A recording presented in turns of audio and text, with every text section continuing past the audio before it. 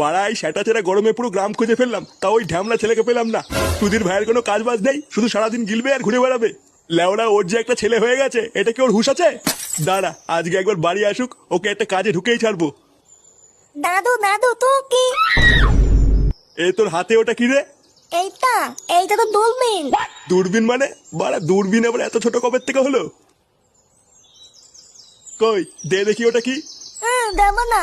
লেওড়া তুই দিবি না, তোর বাপ দেবে।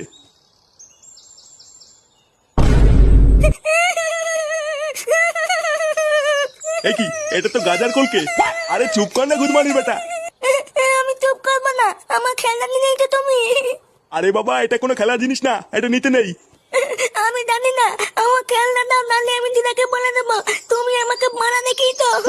এই কি শুনে পাচ্ছি রে? বলে কিনা দিদাকে গিয়ে